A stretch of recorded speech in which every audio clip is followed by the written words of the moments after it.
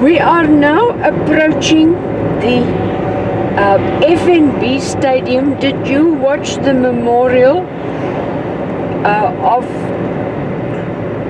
Mandela? Yes. After his death? Yeah. That terrible rainy day?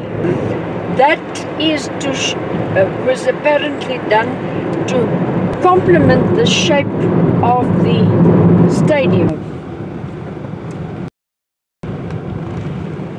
Cricket's not so popular. It is. It is. It is. You must remember we're ex-colonial. This is the stadium. It's also where Mandela's funeral was held. It holds 90,000 people.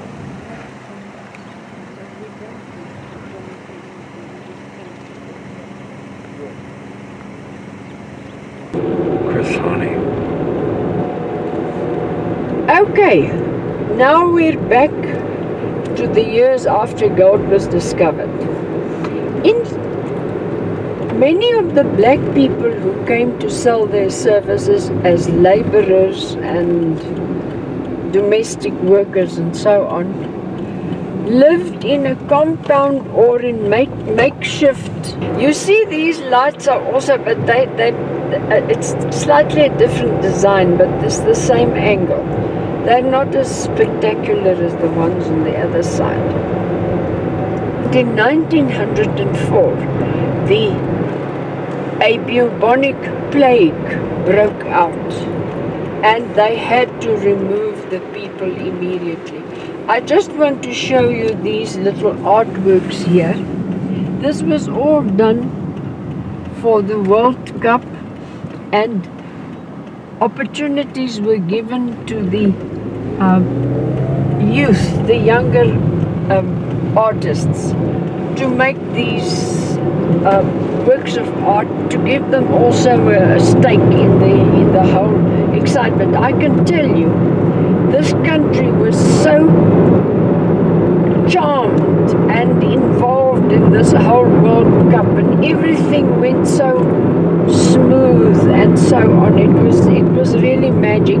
Although I, as a guide, was perhaps a bit more exposed to it than the general person in Johannesburg or in the country. Now, also going back to the World Cup, you must have heard the vuvuzelas, the noisy vuvuzelas that the people were blowing. This is examples of the vuvuzelas. You see this? Horns. Mm-hmm. Okay. It did blow them, and the foreigners did not at all like it, but the South Africans went up in it. That is the house of Irvin Khoza. He is a big businessman, but he is also a big soccer man, and he was the man who negotiated the World Cup to come to South Africa. As you can see, this is quite a nice area. It was developed this side since 1990 and the other side since 1982. But you can see, and here the people living here are mainly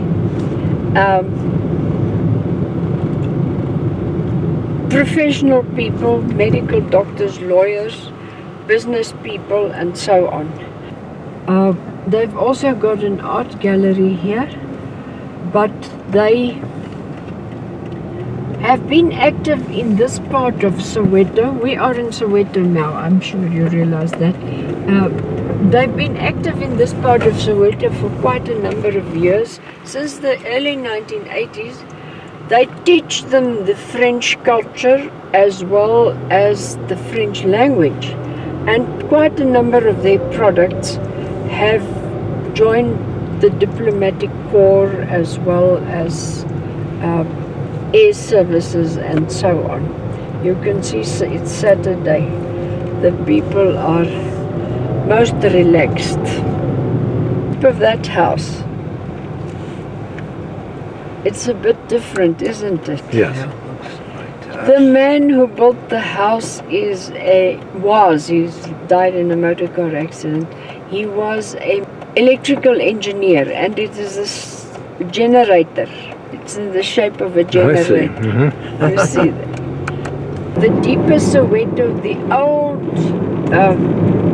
township houses, majority of them. This area that we're entering now is called Deep Kloof, Deep Ravine, and it was developed really only in the 1970s, early 1970s.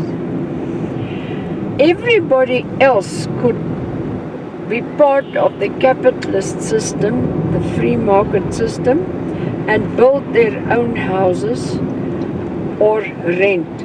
But in terms of a law adopted in 1923, black people had to be outside their trust areas, in other words, their rural areas. Black people had to be provided with accommodation by the government. These houses have been given a title deed, that's ownership, and they have improved their houses, everyone depending on what his financial means are. So you will see they have gardens, and it's made a big difference. They've got gardens and fences and have painted it and so on. And I can say with great authority, the majority of the people living in Soweto are 1.5 million. It is 120 square kilometers big. Although in the new dispensation they've added some other little areas to the administration of Soweto, so it is 140 square kilometers. And that has increased the population to 1.5 million.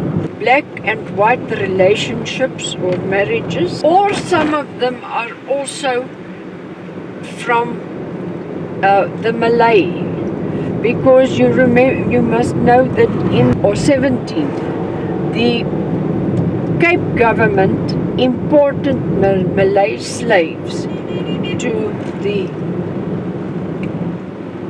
to come and work in the Cape, and that was one of the groups that were set free. They were just, this is the first planned township.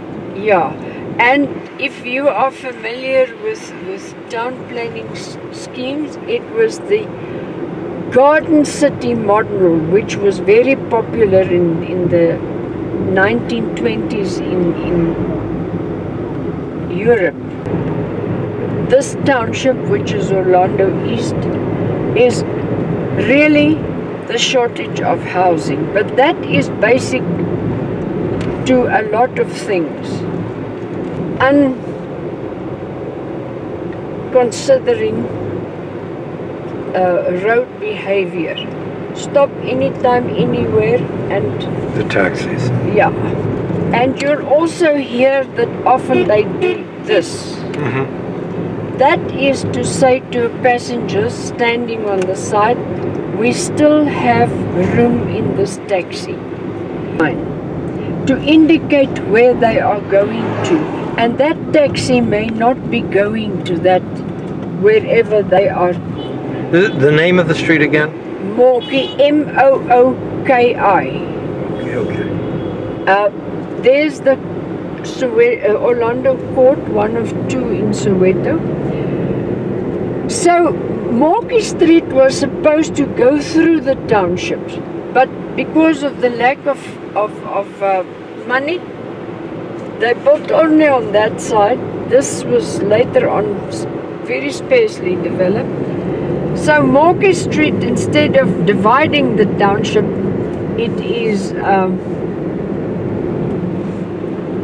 on the side of the township.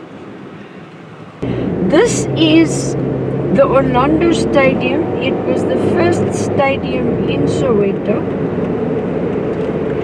It was rebuilt for the World Cup, and I don't know if you watched the opening ceremony.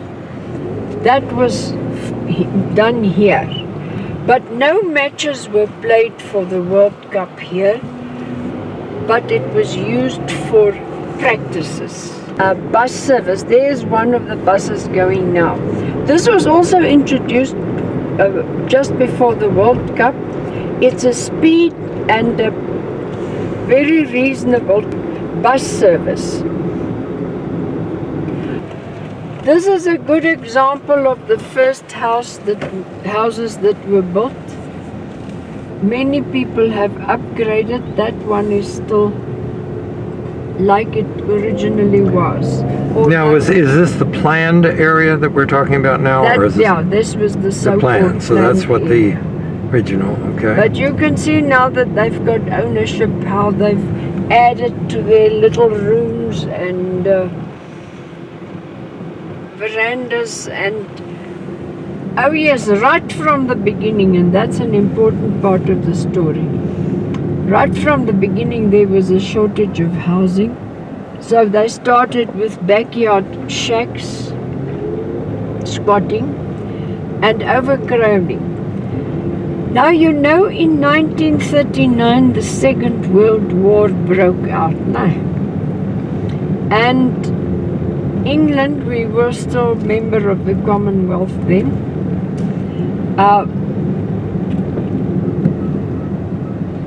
England did, or rather, we were then part of the Commonwealth, so we joined the war, and very controversial issue that. But the fact of the matter is, there was a leader here in Orlando. This is Orlando East. There was a leader by the name of James Mapanza. He fought with the local government all the time about the fact that there wasn't enough houses, and when they built houses they bring people from so-called black spots in Johannesburg instead of giving it to the people who are already here and their natural increase. And so in 1944, on the 20th of March, James Mapanza and a group of people from backyard shacks or squatters marched under the slogan Sofa Sonke. He protested, and he then went and built a squatter area in which he appointed himself as the town clerk and collected money for the people for their protection and all this sort of thing.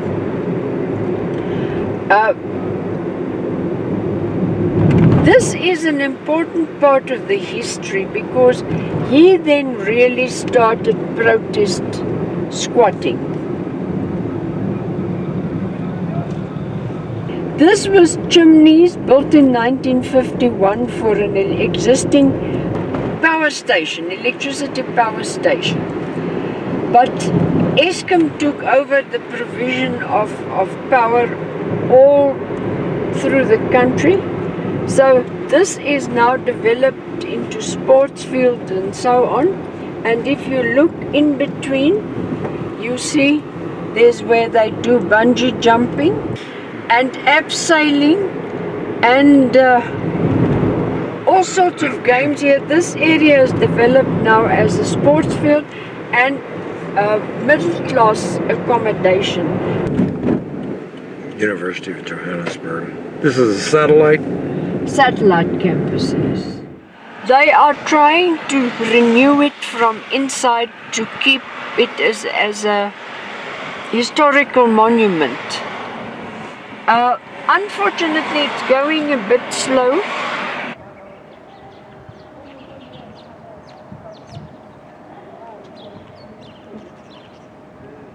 Called PIM Bonneville. As I said before, don't try and remember all the names because it's not really important. And what area is this? This is Kliptown.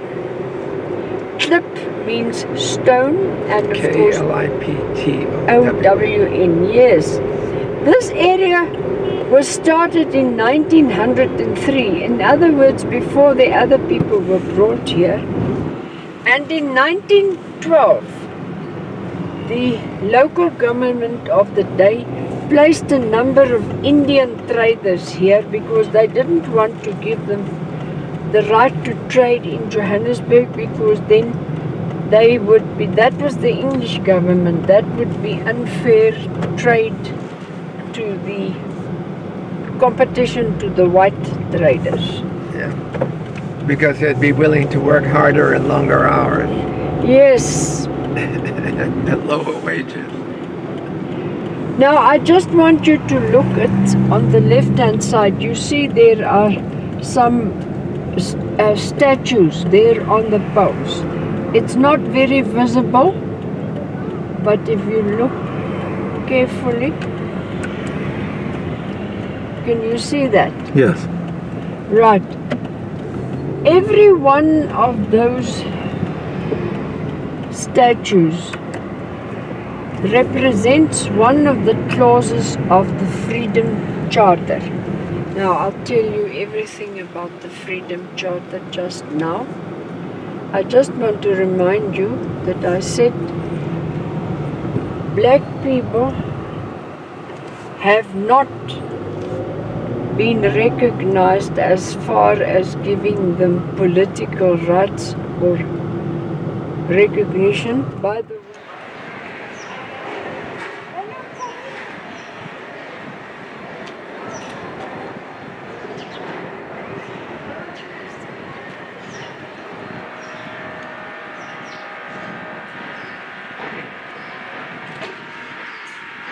to you, just have a look at this.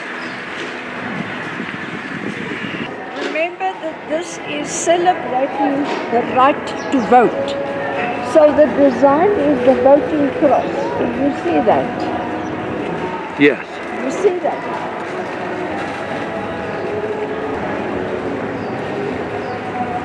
The right to vote. They held the meeting for 3 days here in this building to decide on what democracy they wanted. Did they have a picture of someone? Yes, they have to this day. And then they got the franchise, and it is they are in the smoother times now. You can see.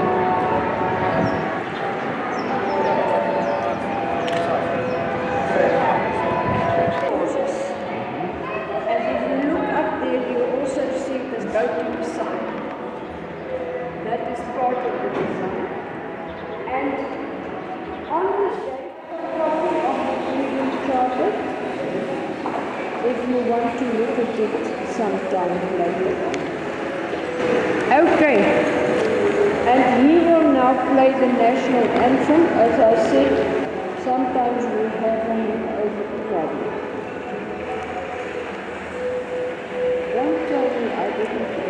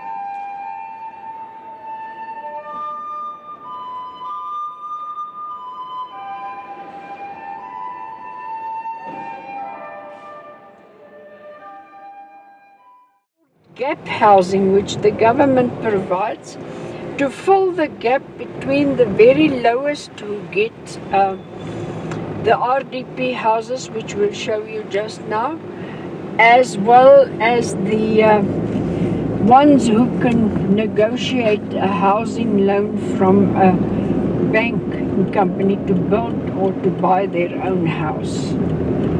So they have to be within a certain limited income bracket and planning houses. On the right hand side you can see there are two families in two separate. Many of them sell the houses or rent them out and they move back into the squatter area. That was the old government houses, but you see they're semi-detached.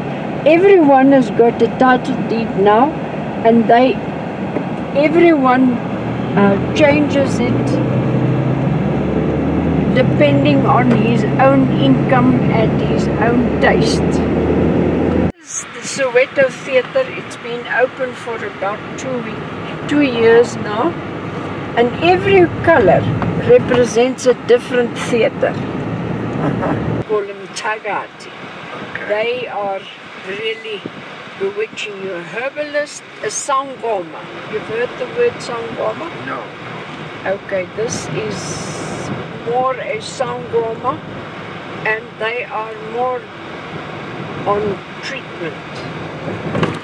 Oh, I thought that was a tortoise. Let me just find out if Lebo is here, because I think it is his. Is it him?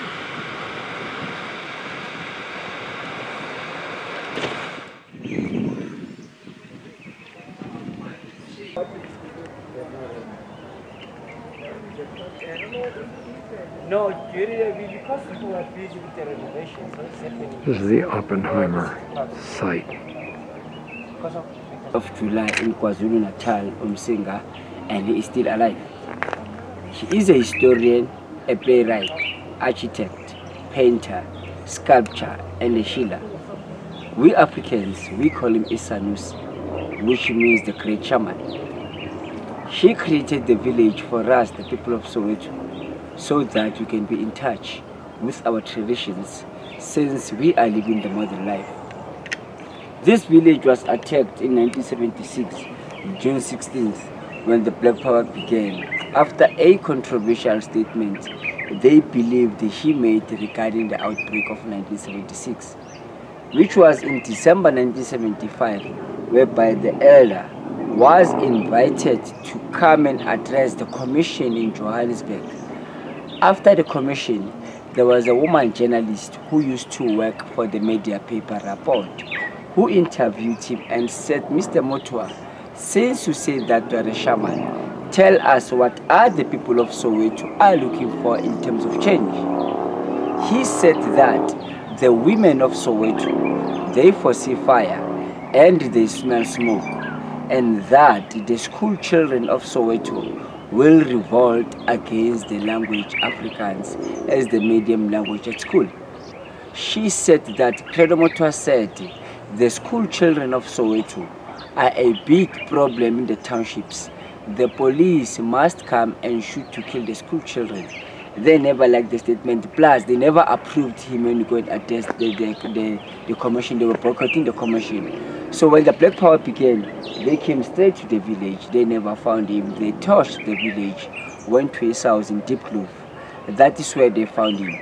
They burned his house, stoned him nearly to death, and poured him with a petrol, waiting for one of them to burn him.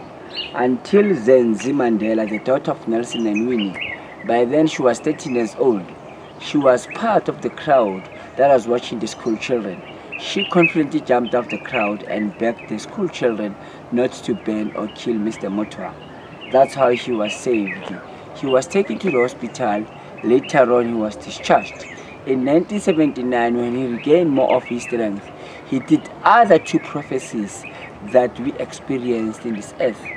One, he made a prediction about the Twin Tower bombing, and two, he prophesied about HIV and AIDS. You will see those two predictions when you go inside.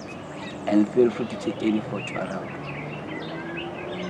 Deceased must please keep out.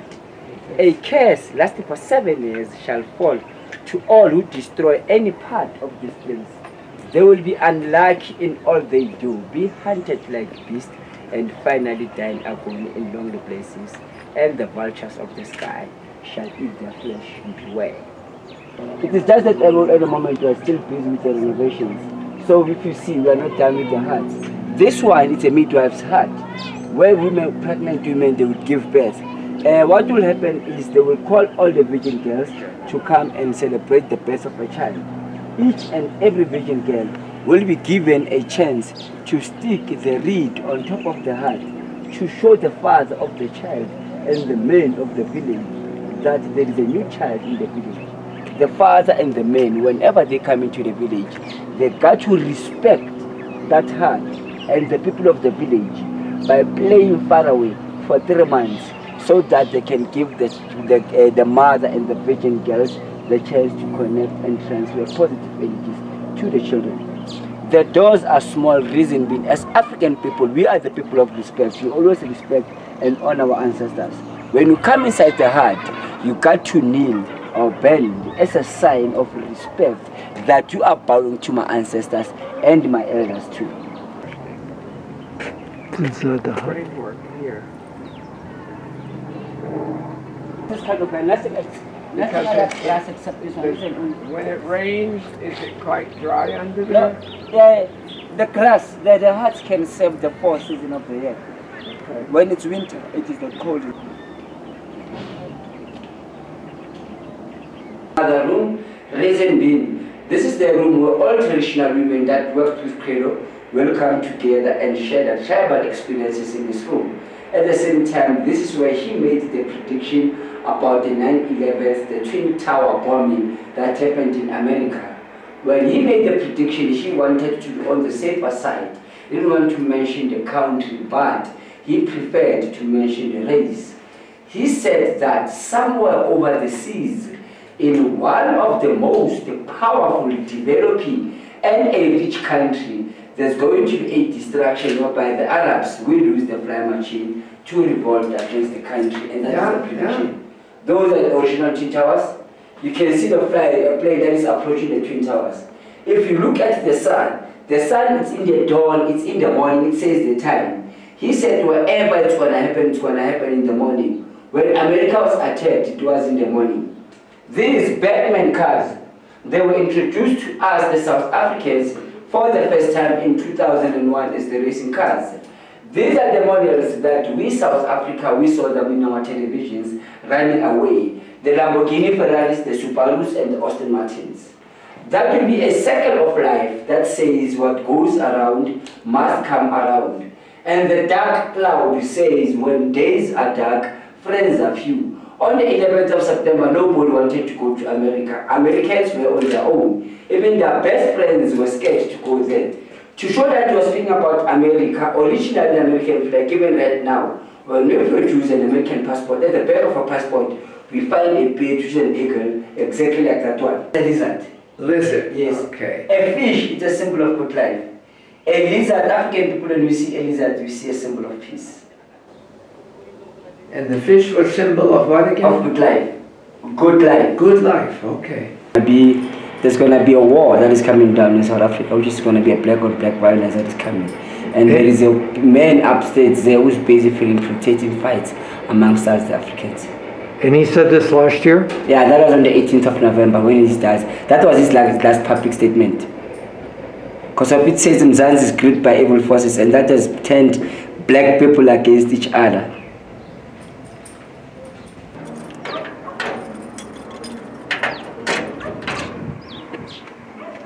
And this area, we call it Kwakaya Lendaba, which means home of the story. That is where Credo will train and initiate those who've got the powers to become traditional healers. They will perform the rituals around this place, give some offerings into that shrine at the same time. This is where he will teach us and remind those who come from Africa what African people used to believe in before Moffat and Livingstone, the first missionaries who came into Africa and introduced the Western Christianity. In Africa, our people before Moffat and Livingstone never believed that the man was the first person to live in this earth. Africans would believe that the woman was the first person to live in this earth. Reason being, even in the modern life, a woman is the only person that gives birth to this earth. Right. At the same time, women are the only people who experience a thin line between life and death. They talk Mother Earth. Yes, the Westerns, the Arabs, and the Asians, the colors are the mixed breeds of the four races. That is why in this poem we find a human skull. It is to show that we can brag about our races, but once they peel off our skins, we are the same. That says the Creator is colorblind when it comes to us, the human race. Bed. Those are the beds that were used by our elders whenever there were children who were born in the very same day in the whole village. All those children will be taken to the gods of the talking beds and be named by that gods. That is why as African people, even today, our African names are very much important. We live upon our names. They've got a meaning and a direction to us. What kind of bird? That one is an eagle. An eagle. It's a variety, the one that flies its eyes to the most highest of itself. Yeah. That is why it's they refer it as an angel Gabriel. And then the earth mother, she's carrying a spear. With the spears to protect her nature. She's got 4 eyes, which is 1, 2. The third one is on the chest, and the fourth one is on the left leg. With those eyes, it's for the Mother Earth to take care of the nature. That is why in the families, the mothers are the ones who are taking care of us. They taught us how to walk, how to talk, how to respect and be responsible. And the fathers, they give us a big thing that no one can give except the fathers. They gave us identity to know and understand where we're coming, so that you can positively know where we're going. In Africa, when we take the love of the father and the mother and combine it, we believe that we get wisdom and love, integrity, humanity, and good life itself. That is why the child who has been breastfeeded by the breast of the mother and the one that sucks the bottle, who becomes fresh and powerful, the one that comes from the breast of the mother. That's an African trinity called the mother, the father, and the son. Those sculptures that you see there, they possess different kinds of energies that will protect the village and the traditional healers of the village. So the children show a lot of interest, I hope. More than anything. Because of Fascinating. it's something that they never knew that they will be learning about. Especially understanding where they're coming from in terms of the beliefs itself. Because they're modern kids. Yeah, and moreover now because of things are changing each and every day, they don't get real information from the schools from outside. We started to know about HIV and AIDS, that was 84 towards 85. And in America and France, it was 81, 82. And by then didn't have the name, it was just a deadly virus. In 1988, that is when it was given the name. They said it's 18. In his vision, there were these two great characters. The great king of one of the powerful villages in Africa, who was so greedy and stubborn, who didn't want to allow any man from his village to marry or date a woman. He is the only one who would marry and dated whatever woman that he wanted in his village. And this side we find a great healer of them all, whom he could cure 90% of the deadly viruses using traditional herbs. He is the one who was advising the king to stop being greedy and stop polygamy and start to allow the men of the village to marry and date the women. And that will be the pennies of the king, just to show all sexual transmitted infections that cause HIV and AIDS. The cauliflower, drops, syphilis, you can mention them, you cannot finish. When you look at the pennies, we see there's another deadly virus that turned itself into a human face. When we combine this human face, we get a symbol that we are using it to campaign for HIV and AIDS as the logo, which is the ribbon, British flag. Skin and face the east.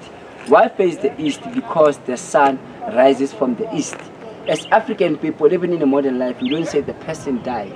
We say it is the body that goes to the soil. The spirit stays into a second, like a womb of a mother, so that whenever there is a new child in the family, that spirit can jump into the child and you've been replaced spiritually. Spirits are buried like that so that they cannot reincarnate with us. Because they are evil, they got to go with the evilness.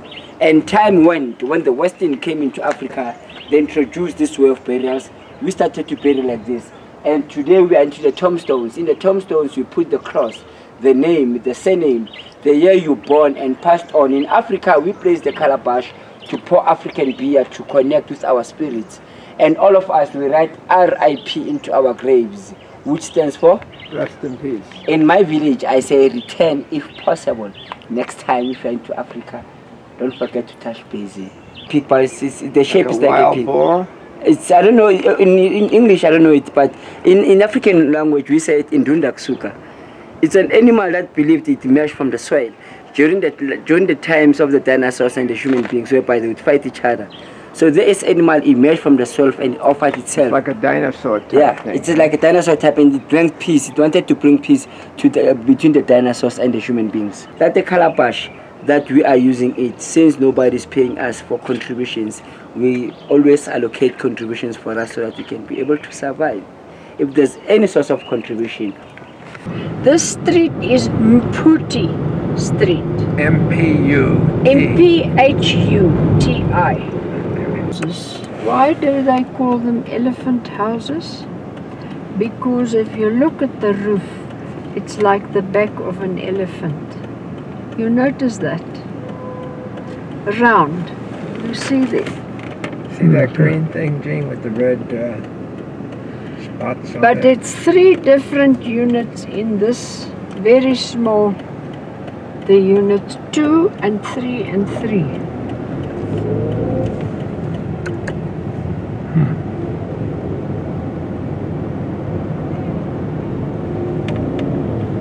Hey, Lona, let's get some of my straat, man. I suck.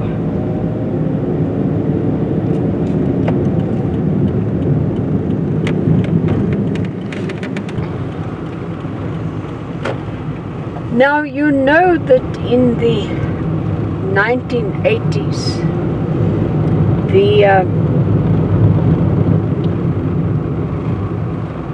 the political underground changed. Here they're playing, what are they playing? A form of soccer in the street.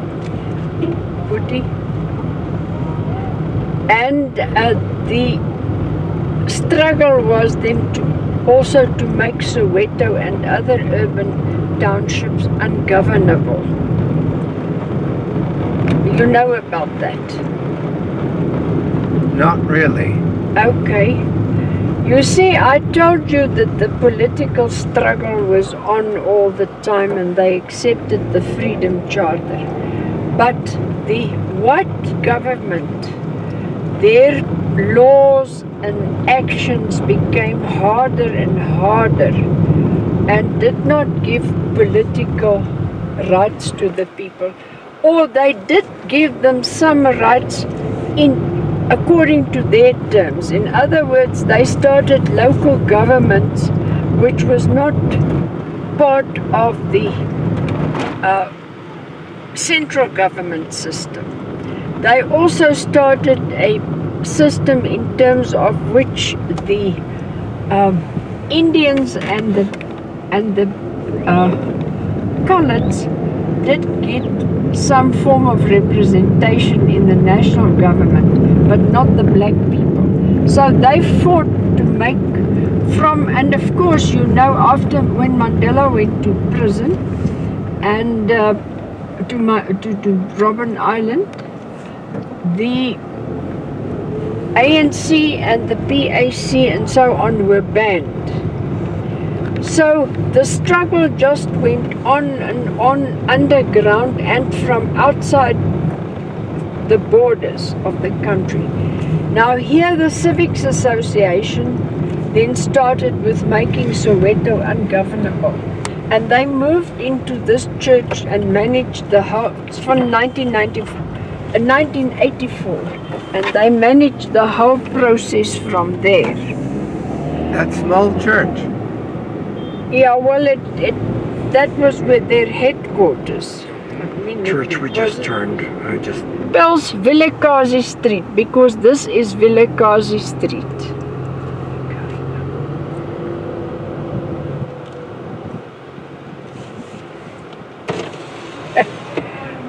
I'm alright, you always say it's full and always I find space. Mama Timbo. of these people want tips.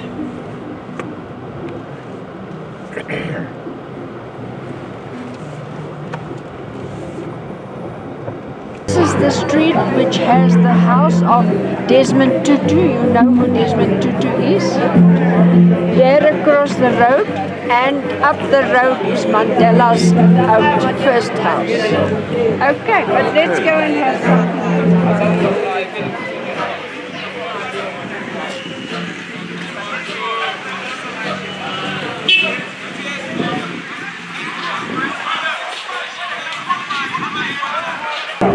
I am taking this video from the restaurant where we're having lunch.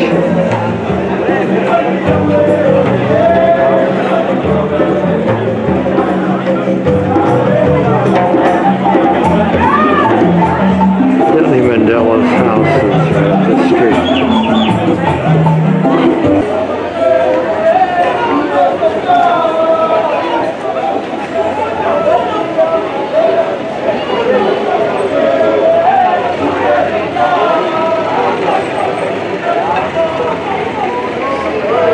This picture shows lines. Yes. With blacks lined up to vote. First to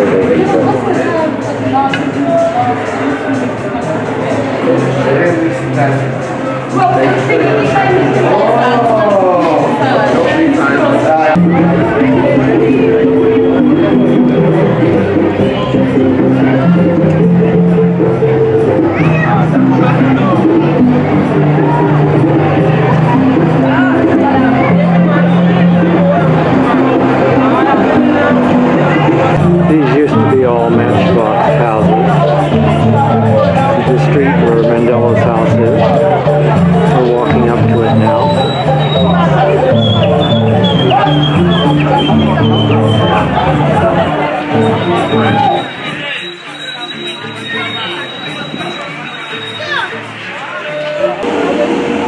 This is the playground we're passing as we walk up the street to Mandela's house.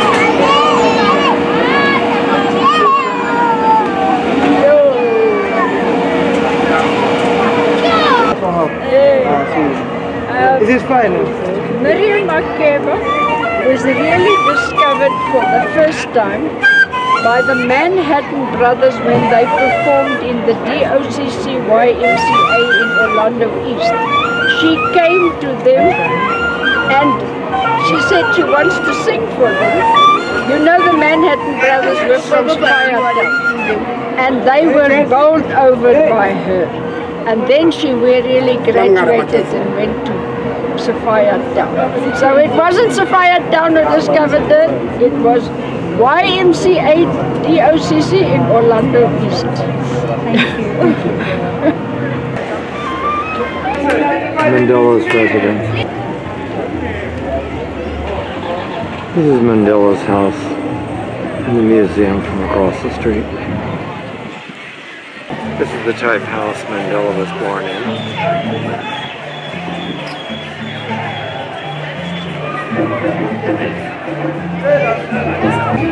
Moved in 1946 with his first wife, and they had 3 children. The one daughter died when she was 9 months old. She was frail since birth, and then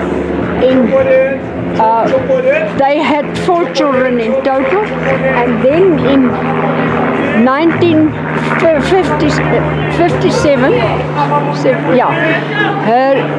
his first wife left him because he was never at home because of his political involvement, and then in 58 he married Winnie Mandela, and they lived here, and she lived here until she was sent to, when he was sent to prison, and later on she was sent to the Free State.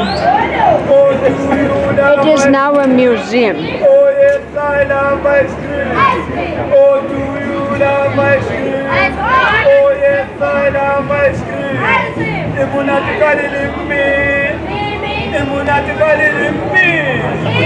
Immunatically limpi. Immunatically limpi. Just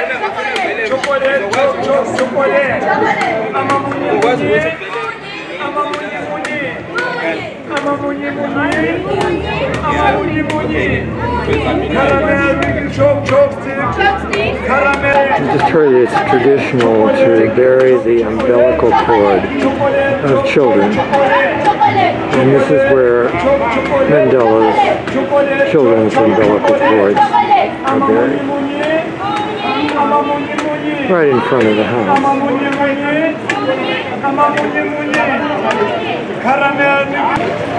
Train in the distance.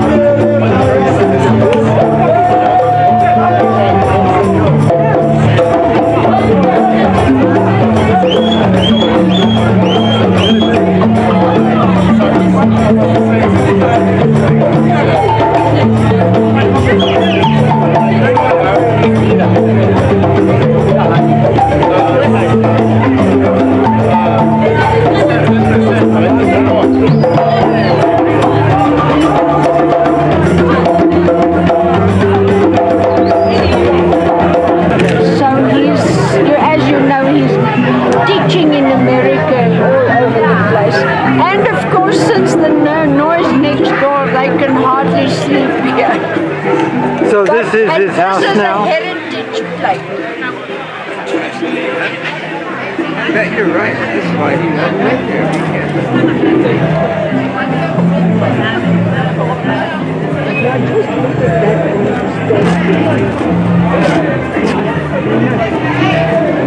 This is just down the block from Mandela's home. You know, the youth revolution was really resulting from, I'm just greeting my friend here, resulted from the enforcing of Afrikaans as a medium of instruction in 3 subjects.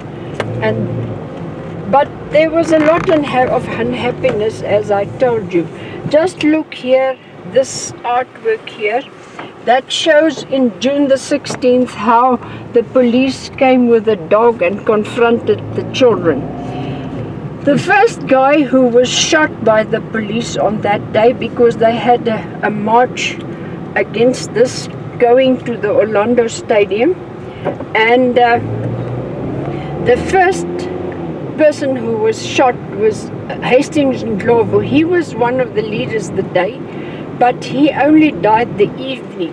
Hector Peterson, whose museum is there, he was then the one who was just walking here because he was a 13-year-old. His sister asked him, "What are you doing here?" And he said, "I want to see what's happening."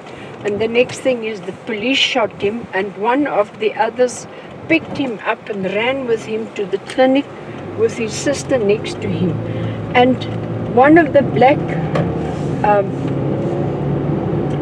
photographers took a picture of him running with Hector, and that picture was all over the world next day, and it's become the famous picture.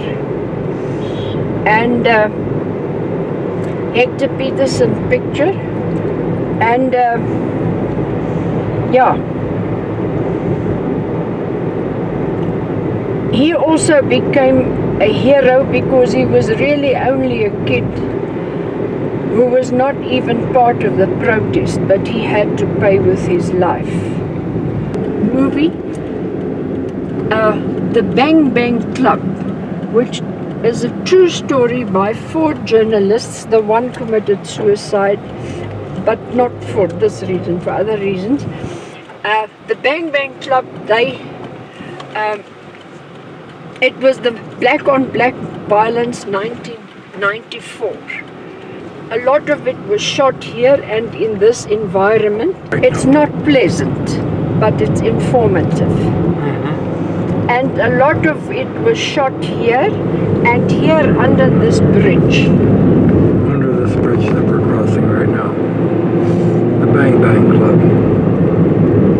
And that's the Nansfield Hostel.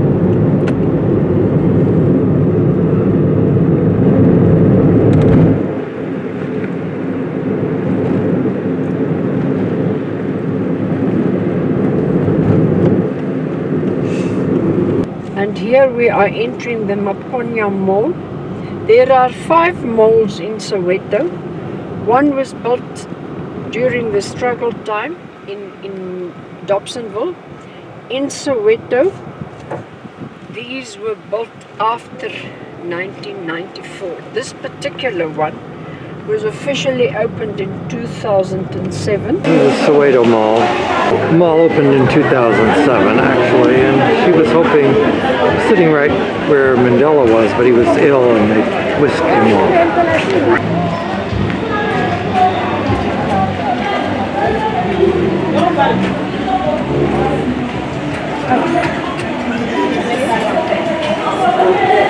You see it's very large.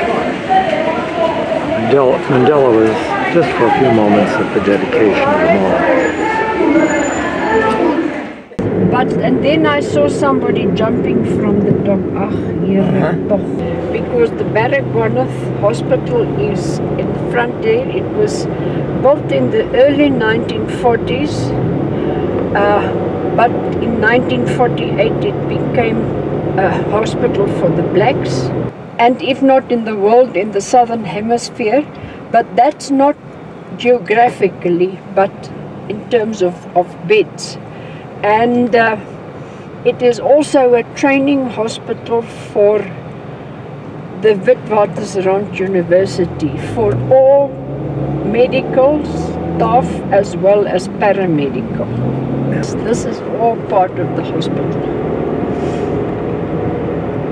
And they say it's the most advanced in the treatment of gun and knife wounds in the world. But he didn't, for some or other reason, he lost the job. I don't know what exactly the reason was. Mandela worked as a guard here. It's right next to the Apartheid Museum. Where the gold mine was, Crown Mines.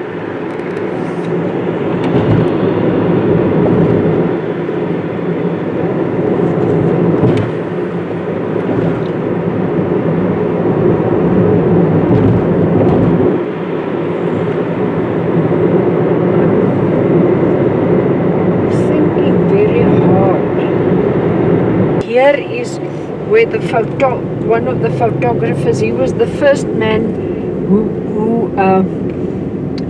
used a flashlight as a photographer. As a fort for the old Transvaal Republic, because they tried to protect their safety. But it was really only in the 20th century. You can see here are some of the cells. They kept this for historical purposes. And these people were awaiting trial. And 2 of the people who were famous people, political prisoners, is Gandhi as well as Mandela, who were prisoners here. And when they had to build a constitution court, this spot was chosen because it is also the richer part of Johannesburg, Johannesburg downtown, and then the poorer part of Johannesburg, all coming together here. And we'll talk about the design inside because that is quite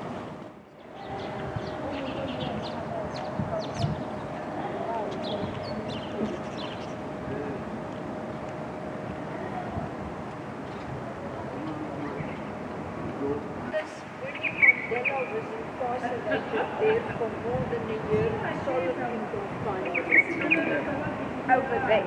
Now here was the males, there were the females.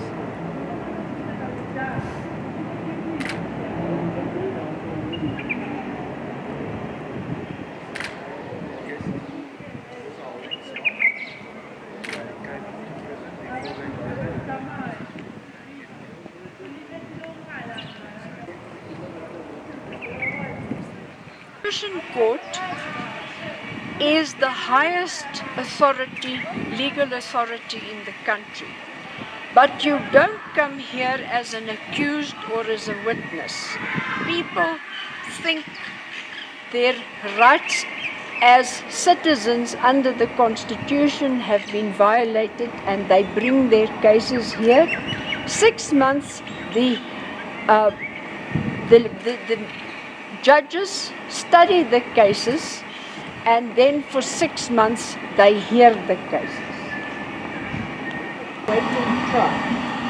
He was kept here behind in the medical quarters because they were scared for his safety.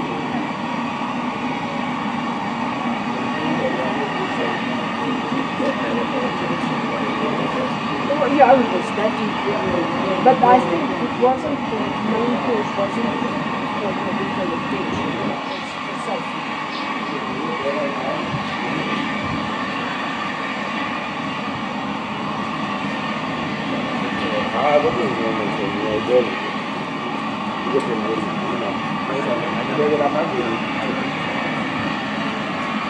Yeah.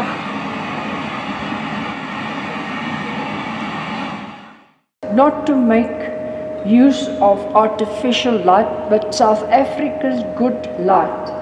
And it is also pedestrian friendly. You can see the people walking through here. And let me just go and show you here.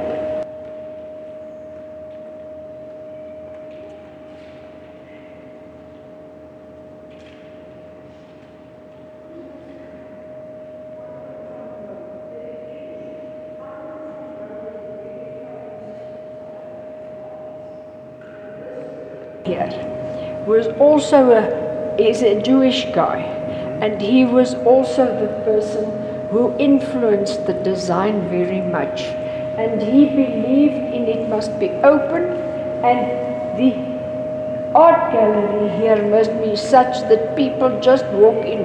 You don't just go into an art gallery to see the art, it must be part of the life of the Constitution Court.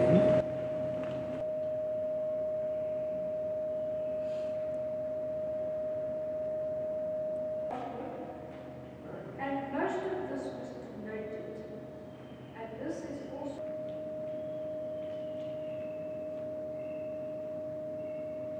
this is Dumas, D-U-M-A-S. She is a South African born artist, and she does beautiful things. Those are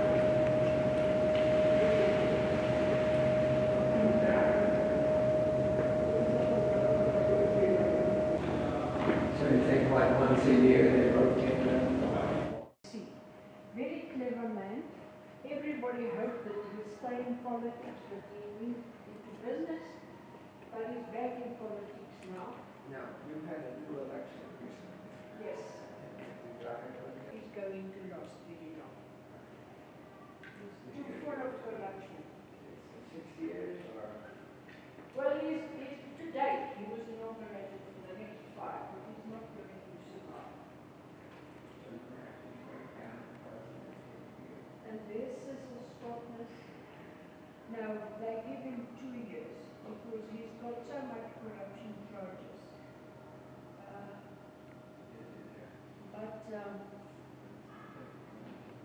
Is that beads or? It's made of beads. That was beads. This is all made of beads.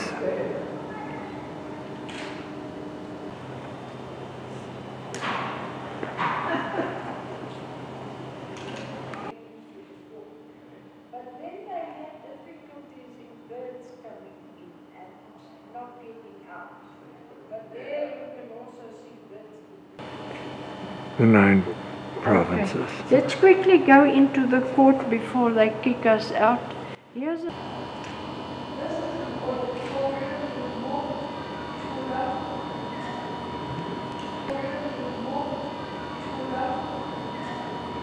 people whose rights have been violated in terms of the Constitution. Cape Town is very liberal, but the people live in enclaves. they don't mix so much. Now, when they had all of the peace and reconciliation hearings and trials, where was that? It was all through the country, different everywhere. And Tutu was the fourth.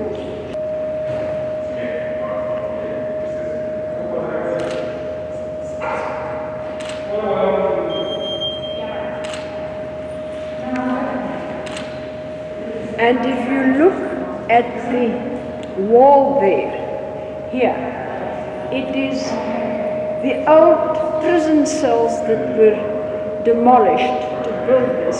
They've recycled this to keep the image of what happened before, the roughness and so on.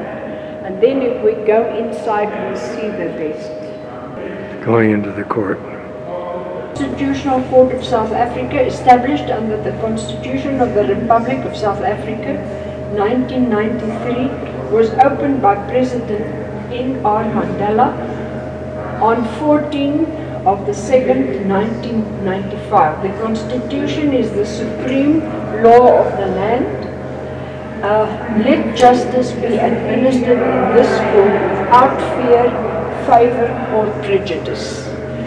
But of course the Constitution as is, that was a temporary Constitution.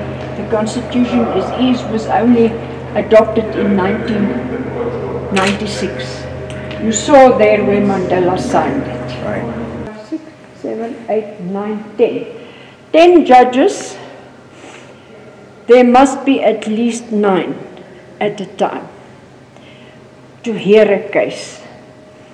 And what is also interesting, there you also see the recycled, but there it is new.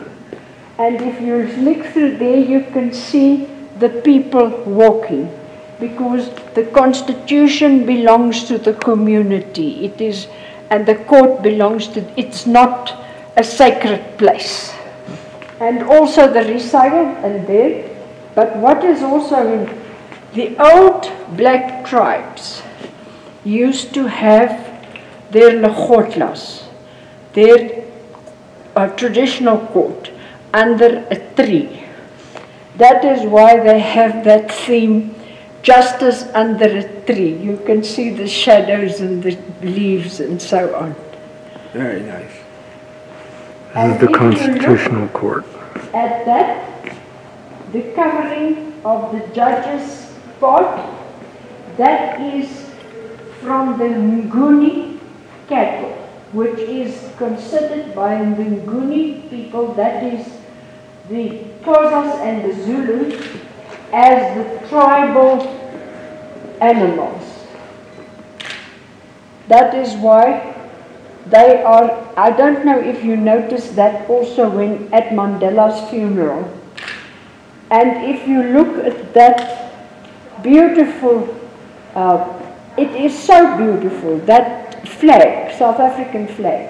It was made by Zulu women. It's beads, tribal women in the tribal areas, and they donated it. And you can see there's no place for the witnesses and for the accused, because nobody is accused. And the judges study it, and then it is heard here. As I said, 6 months of studying and 6 months of hearing the cases and giving judgment. The judges are supposed to be representative of the community.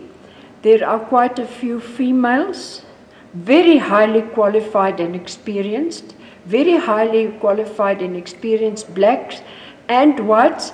One of them is a HIV positive, and he's gay, acknowledged as a gay.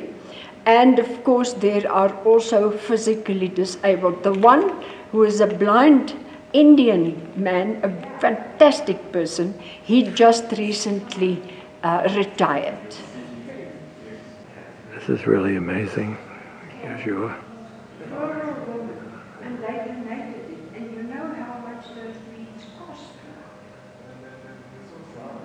privilege to be standing here. You know what the flag is all about. The black used to, that black and green and yellow used to be the ANC. It's still in our countries and pastures and so on. Now, then they added the red is the blood of the struggle. The white, I don't know if there's any significance, so I have to and it's blue is, but we are universal, you know? Yeah. And kind of like a capture it.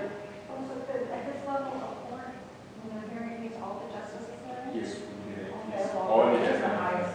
Yes, all the justices at the same time. Well, And I know it was the mention justice. Okay. oh, that's a good one. But I want to cosmos in see. Okay, close enough that wherever you can see it, the Chief Justice. Yes. You'd have to change your name as well. Yeah, well, I can work on that. And a remarkable person. He's still alive, but he's retired now. He had a lot to do with selecting the design here.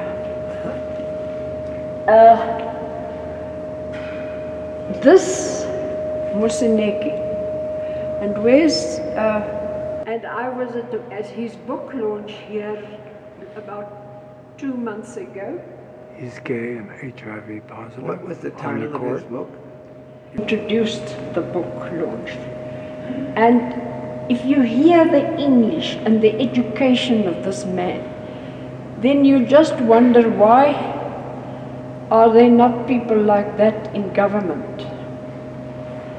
If there are, we don't know about it. Sorry. Now for another 5 years. Chief Justice. Well, he looks like a serious fellow. Now, if you compare him on talking, I'm just one, but hearing him speak, worlds of difference.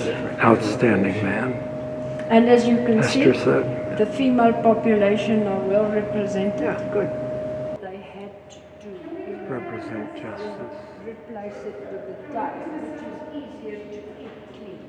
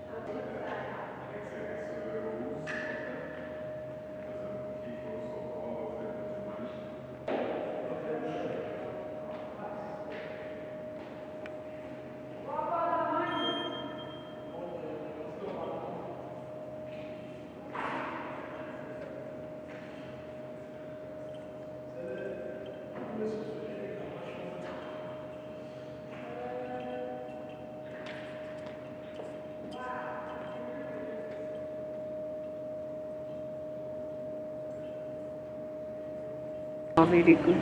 Of struggle leaders. There's Gandhi. There is, oh, that.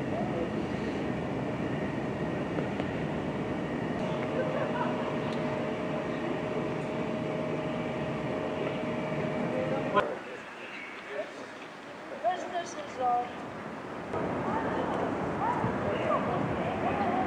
This is the old fort.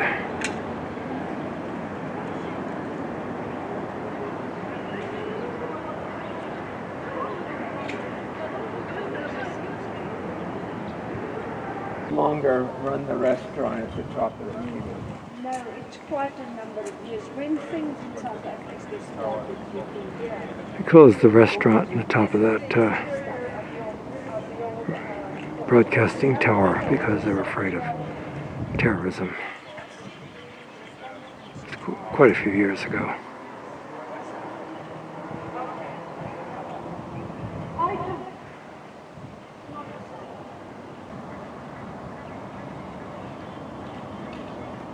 give those flags a bit of a wash. Which flag? Yeah. On top. Yes, on put a new one. Who's that? I saw that man in Norway. In Bolivia. Really? Well, boy, This is the color. what are you, Avula? Mvula. Okay. They're the security company. You're the tourist. Basement, again a basement. I suppose this is the police force at the time. Sierra one said you lead it up. It could be.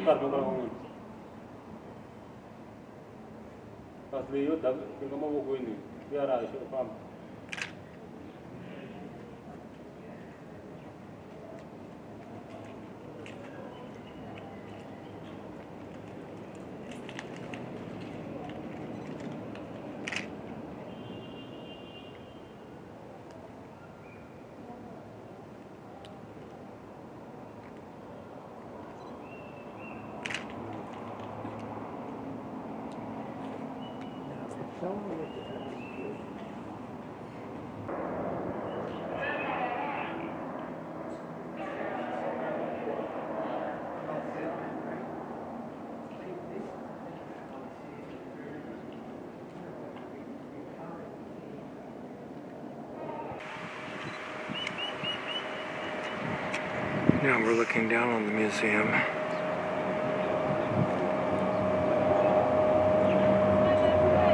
On the top of the fort. Now the important thing is when the Boers built this, it had to look like blue, something blue from the outside. Nobody was supposed to know about it. That's why you see a lot of grass and so on. Did they succeed or must people must? I think, and you could see the emblem there of the Zuid-Afrikaanse Republic was in the inside. And I've only known about this for about the last 12 years, if not longer, 13, 14 years, because nobody knew about it. And what about the prison? They knew about the prison. No. Where Mandela was held over The here. majority of the public did not know about it. And this was sunken, so people didn't see it. This is a Dutch fort.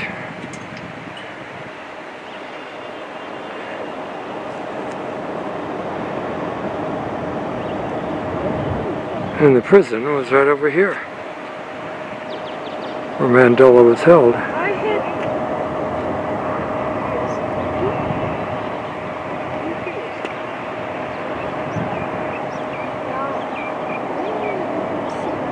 there, but when we go a little bit further, I'll show you the Johannesburg hospital, which is a bit of monster. Now, how do you spell Johannesburg Mountain? Mahal is M-A-G-I-E-L-I-E-S-B-E-R-G.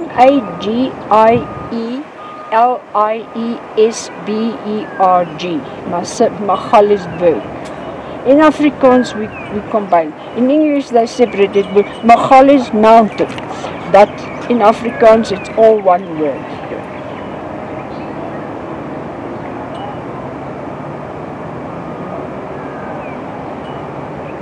This used to be the